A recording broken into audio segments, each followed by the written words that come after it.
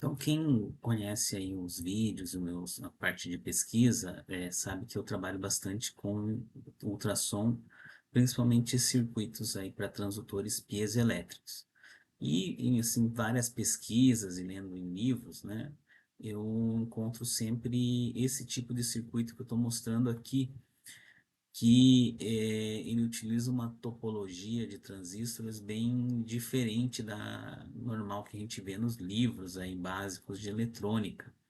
Então esse aqui é um circuito para um transdutor piezoelétrico, também ele é um circuito aí que transforma som em luz, né? O objetivo nosso até não é tanto falar sobre esse circuito, mas sim sobre só essa topologia de transistores que ele é bem diferente do normal. Esse livro aqui eu vou deixar depois o link na descrição, mas ele é um livro aí que você encontra na internet, que é esse circuito aqui, esse e-book, né, de 200 circuitos com transistores, tá? Então, depois eu deixo na descrição. E o que me interessa é esse circuito aqui com dois transistores, que é bem diferente do que a gente está acostumado a ver, né? E uma das coisas que a gente nota aqui é que o transistor PNP, basicamente a tensão aqui VBE dele está em cima desse resistor de 10K. Então o VBE aqui vai gerar basicamente a corrente no resistor de 10K, que vai também ter uma influência na corrente coletor do primeiro transistor. Tá? Então existe aí uma espécie e se você olhar aqui embaixo, né, depois a corrente coletor do segundo transistor vai ter uma interação com o do primeiro, né, o emissor do primeiro transistor. Isso vai gerar uma espécie de realimentação, tá? E é um circuito bastante complexo no ponto de vista de realimentação na parte de polarização. Já na parte de pequenos sinais, de amplificação ele é bastante simples. Então, vamos tentar entender esse circuito aqui. Eu vou colocar ele aqui ele sem os parâmetros, né? Observe que tem esse capacitor aqui, que ele, para pequenos sinais, ele vai ser um curto, e para polarização ele vai ser um circuito aberto, tá? É um capacitor de alto valor, ele é de 10 microfarads. E outra coisa importante também que a gente nota é que esse RC1 e RC2 aqui, né? Na verdade, aqui seria o mais correto, seria um E1, né? Vamos corrigir aqui, né? Que é o resistor do emissor, tá? Então, esse RE1 e RC2, eles são sempre de valores iguais, tá? Toda vez que eu bato o olho nesse circuito aí, é uma das coisas que eu reparo, né? Bastante. E então vamos aqui para a análise aqui do circuito aqui no na nossa folha de papel aqui, né, eletrônica, vamos dizer assim. Então, aqui, ó, se a gente observar, basicamente a corrente, né, nesse resistor RC1, tá, vou colocar aqui na mesma cor, tá, essa IRC1, ela é dada basicamente pela tensão do VEB, né, do transistor 2, divididos aí pela resistência do coletor 1 aqui, né? E a corrente IC1 do transistor, ela é essa IRC1, tá? Mais a corrente de base do transistor 2, tá? Não dá para dizer que essa corrente de base ela é muito pequena, que a gente pode desprezar aqui, né? Porque a gente não tem valores, né, ou ordem de grandeza dessa corrente RC1. Aqui esse resistor aqui ele estava 10K naquele circuito, tá? Então não tem muito como a gente fazer nenhuma simplificação logo de cara, tá? Outra coisa que a gente pode observar é o seguinte, é que a corrente de coletor do transistor 1, tá? Somada com a desculpe, a corrente de emissor, né, do transistor 1, somada com a corrente de coletor do 2, ela dá a corrente do resistor RC2. Então, se eu pegar aqui IC2 e somar com IE1, tá? Eu vou ter o IRC2, tá? É, aqui, basicamente, o que a gente quer na realidade é a corrente IC do transistor 1, né? Então, se a gente fizer aqui assumir que a corrente IE é aproximadamente igual a IC, a gente pode dizer então que aqui é IC1. Tá? Então, nós temos que IC2 é igual a mais IC1 é igual a corrente no resistor IRC2, que é esse resistor aqui de baixo, tá? Então, eu tenho aqui IC2 mais IC1, tá? A gente sabe aqui o que é o IC1, né?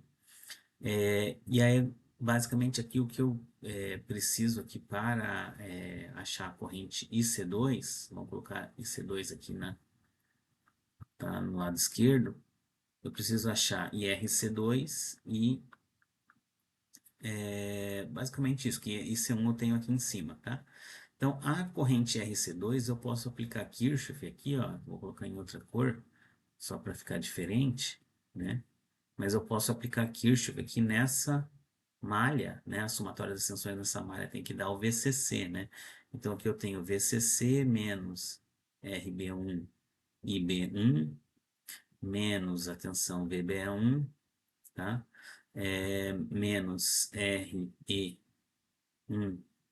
IE1, tá?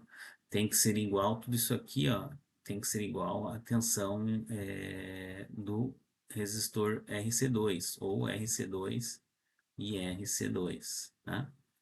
Então, agora eu tenho uma equação para IRC2, ó. IRC2 vai ser a tua subtração de tudo isso daí, né? Então, VCC menos... E aqui eu posso escrever, ó, RB1, e B1 eu posso escrever como sendo IC1 divididos pelo beta do transistor, né? Tá? RE1, e aqui esse E1 eu vou aproximar para IC1, tá? Isso aqui opa, aqui vamos apagar, não precisa fazer mais igual, tá? Isso tudo aqui é divididos pelo RC2, né? Pela resistência de coletor 2, tá? Então aqui já dá para ver algumas coisas que vai acontecer, tá? Esse RC2, ele vai ser aqui, faltou só o VBE, né? Aqui, ó, aqui eu pulei o VBE sem querer, tá? Então vai ser VCC menos VBE1 divididos por RC2. Aí aqui eu estou separando, tá? Eu vou ter aqui menos RB1 por RC2 1 sobre beta, tá? IC1. E aqui vou ter aqui, só corrigindo aqui o menos, que é menos, tá? Em cima, menos R1 divididos por RC2 e C1, tá? Então, conferindo aqui, VCC menos VB1 por RC2, menos RB1 por RC2 multiplicado por beta no denominador, né? E aqui R1 por RC2. Se eu voltar no circuito, tá? A gente vai ver o seguinte, aqui os dois resistores são de 33, 1 mega e 10K, tá? Vou colocar os valores aqui só para a gente se situar melhor, tá? Para a gente ter uma ideia. Então, aqui nós temos 33K, aqui nós temos 33K, tá? E aqui eu tenho 10 e 1 mega, tá? Então, se a gente olhar aqui, ó, esse R1 por RC2, eles são iguais, tá? A gente sempre vê eles iguais. Então, isso aqui, como eles são iguais, tá? Isso aqui vai ser igual a 1, tá? Por quê? Porque os dois resistores são iguais. Então, aqui eu vou ter IC1, tá?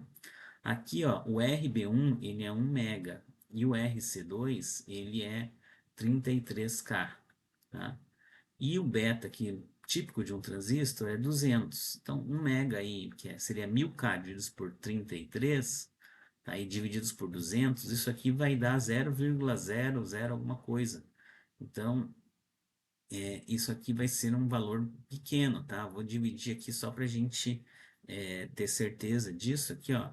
Se a gente pegar aqui, deixa eu diminuir um pouco essa calculadora, tá? Mais 1000 divididos por 33K, tá? Dá 30 divididos por 200, Isso aqui vai dar 0,15, tá?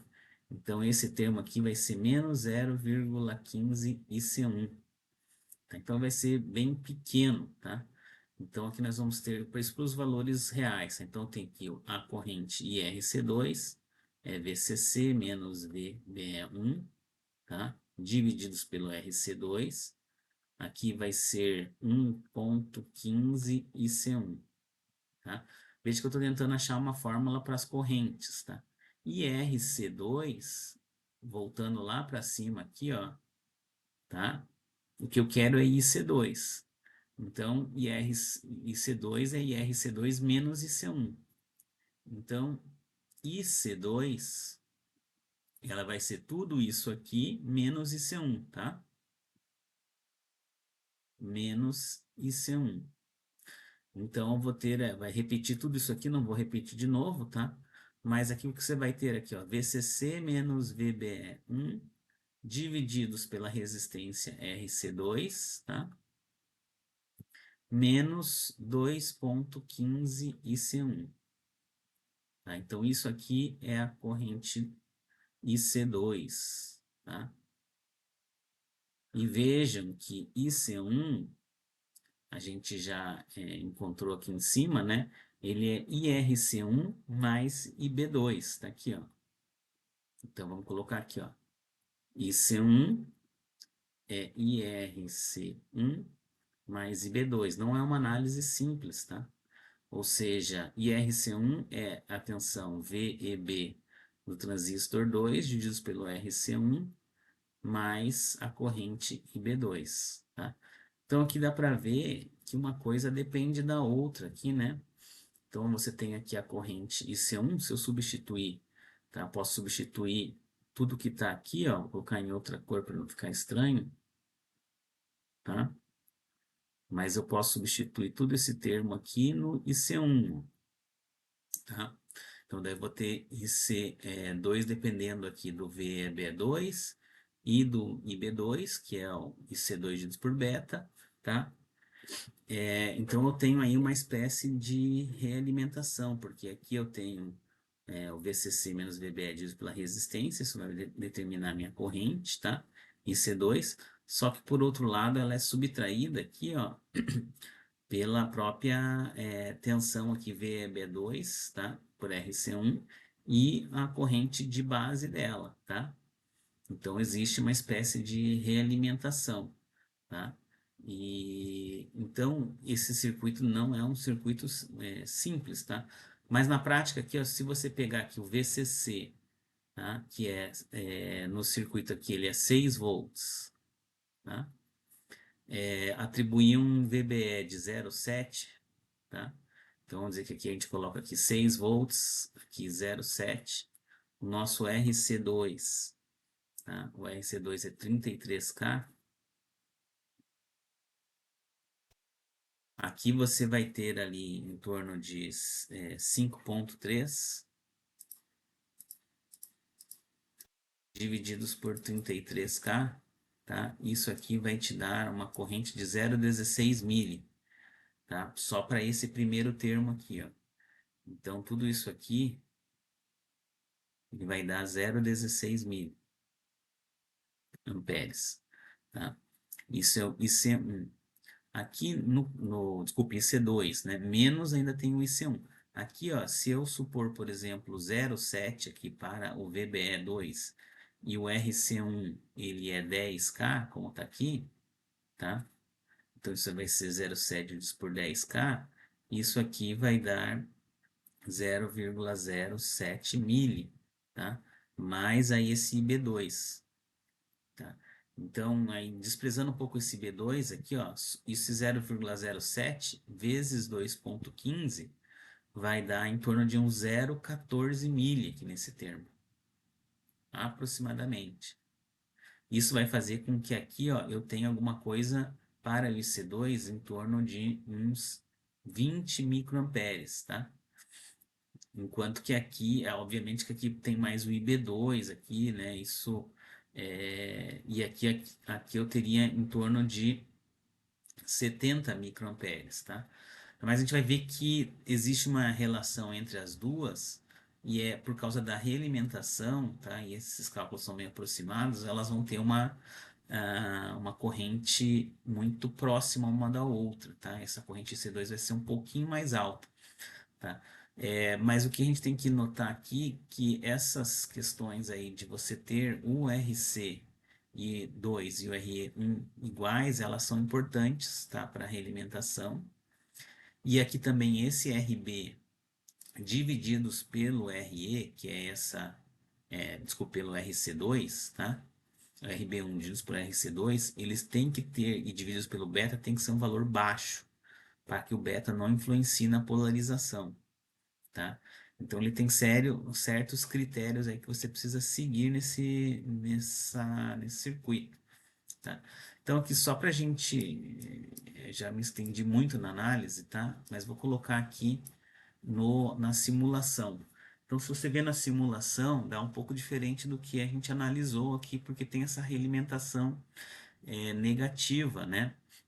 E então a gente vê que aqui, por exemplo, eu tenho 50 micro aqui para IC1 e quase 46 micro para IC2. Então elas acabam tendo uma resistência, desculpa, uma corrente muito parecida, tá? E da ordem, normalmente esse circuito aqui ele sempre trabalha com correntes na ordem de microamperes, tá?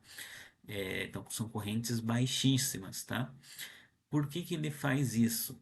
Porque quando você quer trabalhar com transdutores piezoelétricos, você precisa ter uma resistência de entrada do amplificador muito alta, porque os transistores piezoelétricos, se você drenar muito pouquíssima, uma corrente muito pequena, eles já a tensão deles cai muito, né? Então ele não tem potência para fornecer, né?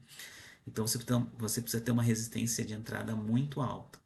Então, se a gente pegar, por exemplo, esse circuito, coloquei aqui uma fonte simulando o transdutor de piezoelétrico, né? Veja que é o mesmo circuito que está aqui, só essa primeira parte aqui, né? Então, tô com a mesma coisa aqui sendo simulada aqui do lado, tá? Então, o que que acontece aqui, ó? Vou colocar aqui uma sonda de tensão na entrada dele, tá? Só para vocês terem uma ideia, a tensão que está entrando e a corrente alternada que entra nele, tá? Então, vamos colocar aqui um aqui, colocar o outro aqui do lado, tá?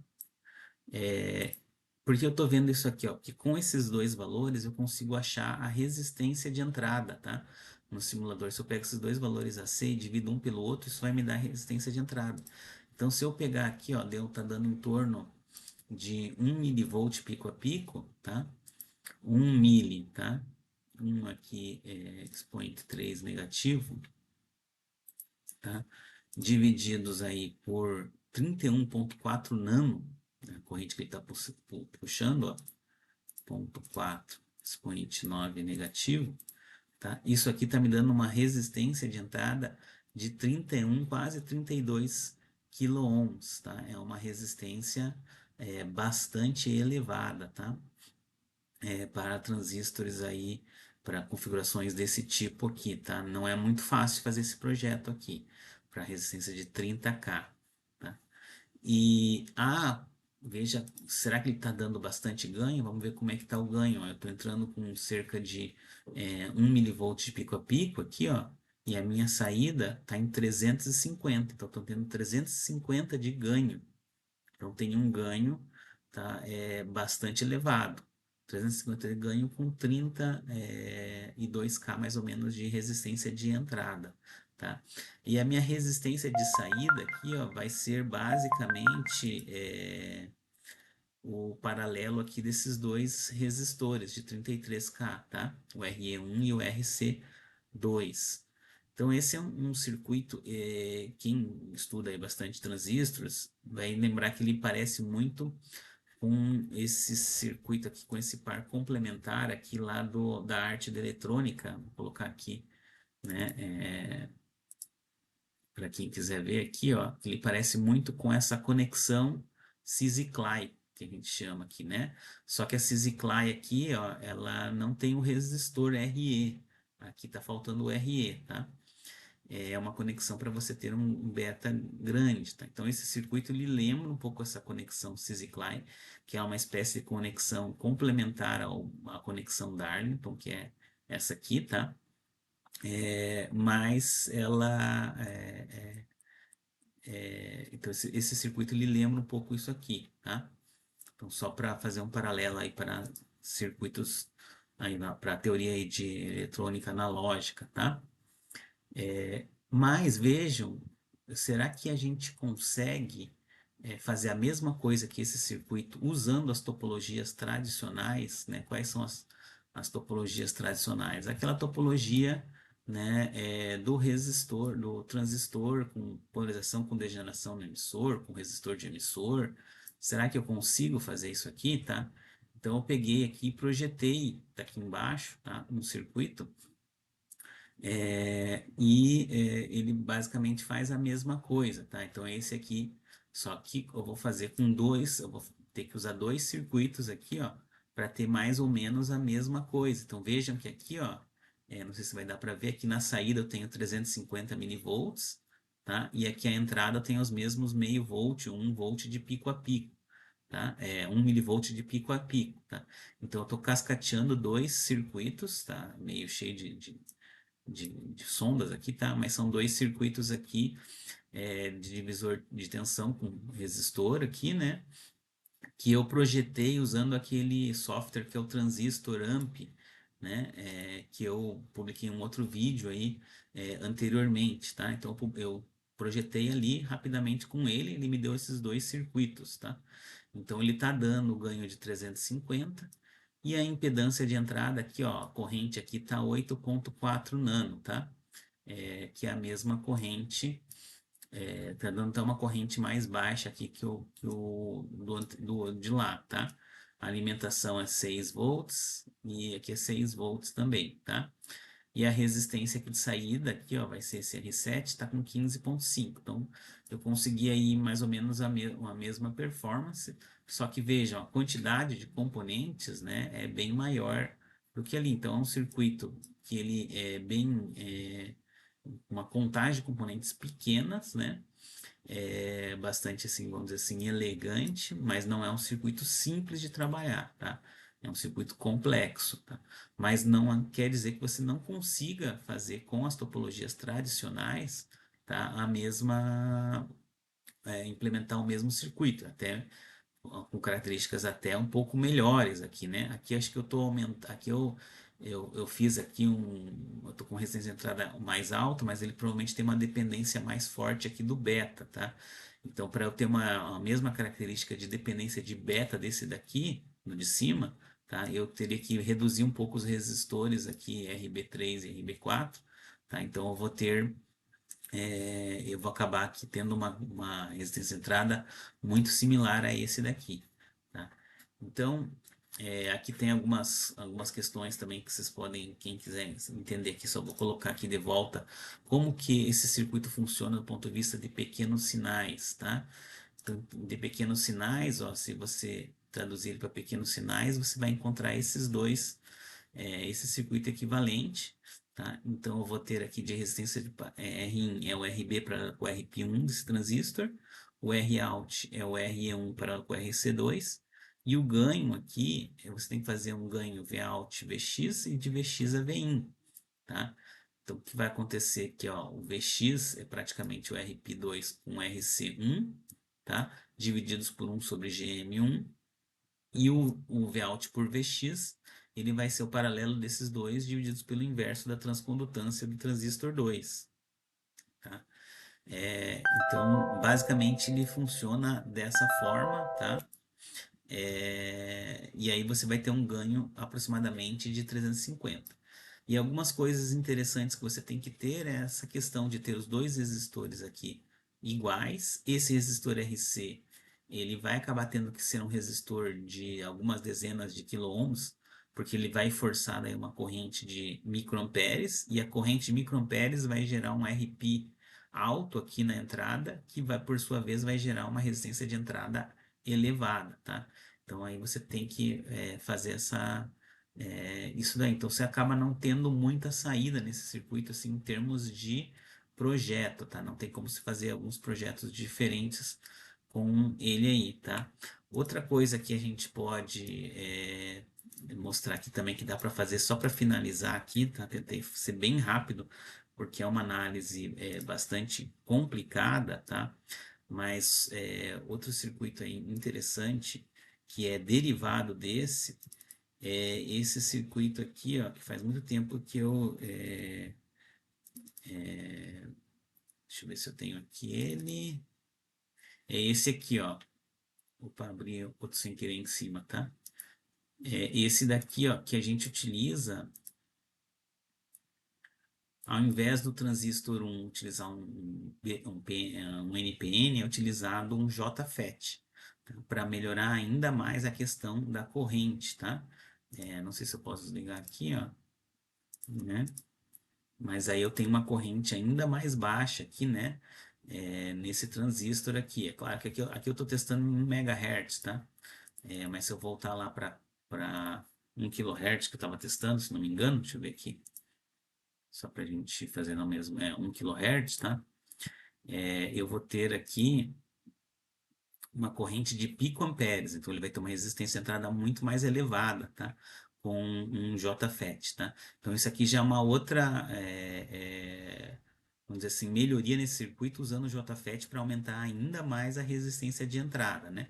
Mas veja que aqui os dois resistores continuam, né, similares, tá? Aqui você tem que ter um resistor de base, que no caso vai ser de gate, né? Em torno de 1 mega, e aqui eu aumentei um pouco o RC, né? Mas eles não fogem muito do valor.